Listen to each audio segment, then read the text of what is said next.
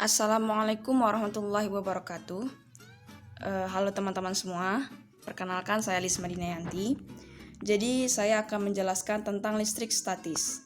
Jadi apa itu listrik statis? Jadi listrik statis itu adalah listrik yang timbul karena adanya interaksi, dan listrik ini tidak memiliki kawat penghantar sehingga muatannya tidak mengalir. Nah, jadi dalam listrik statis ini, yang statis itu merupakan muatannya, karena muatannya tidak bergerak. Perlu diketahui bahwa semua benda di dunia ini pasti bermuatan.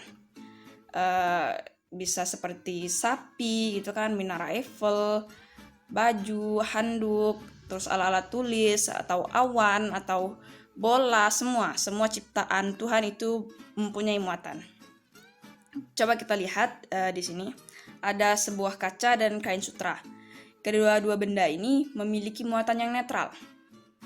Lalu saat digosokkan, kedua benda ini memiliki muatan yang berbeda, yaitu kaca menjadi muatan positif dan sutra menjadi muatan negatif. Dalam penggosokan kaca dan kain sutra ini, disinilah timbul listrik statis, di mana akan mengalami komponen-komponen listrik statis, yaitu gaya Coulomb, medan listrik, dan potensial listrik. Apa itu gaya Coulomb?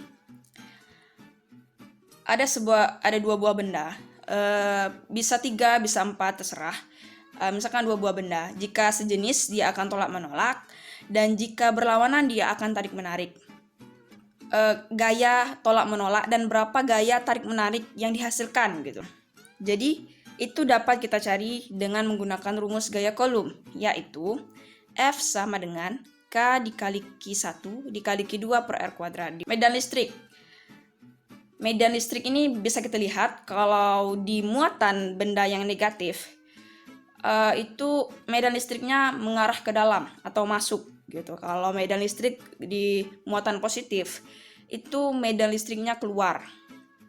Bisa kita lihat di situ. Nah, lalu jika benda positif dan negatif, medan listriknya akan saling tarik menarik gitu ya. Setelah di gambar B, itu sama-sama positif, dimana positif kan dia keluar dan positif keluar, jadi mereka sama-sama keluar dan tidak ada yang menerima gitu, jadi tidak bisa saling tarik menarik gitu.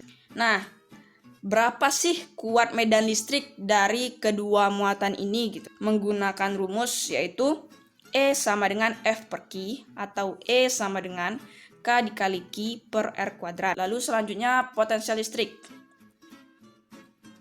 Nah, lihat di situ ada sebuah muatan dan sebuah titik. Nah, jadi potensial listrik ini merupakan usaha ya.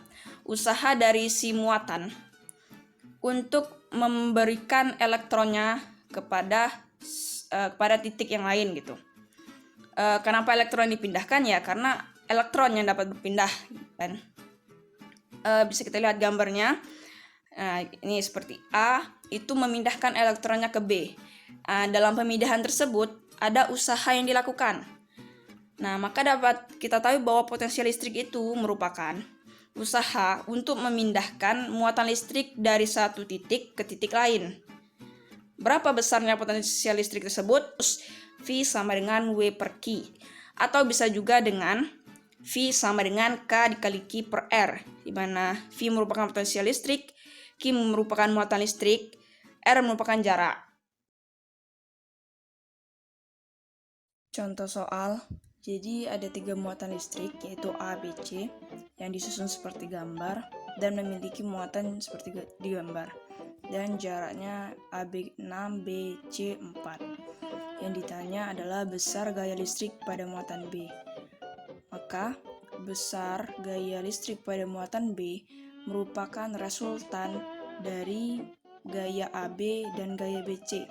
Maka kita cari gaya AB, yaitu 125 Newton dengan rumus gaya Coulomb. Tinggal kita substitusikan. Lalu kita cari gaya muatan listrik BC. Didapat 675 Newton.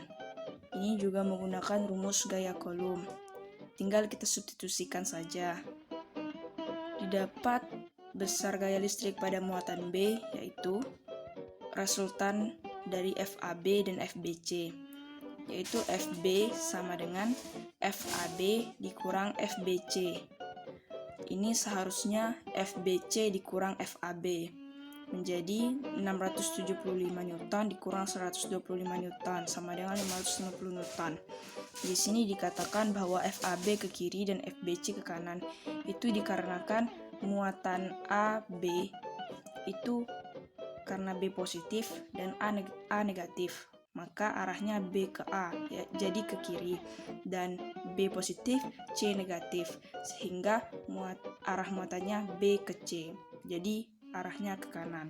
Maka arah resultan gaya listrik pada muatan B yaitu FBC, yakni menuju muatan C, yaitu ke kanan.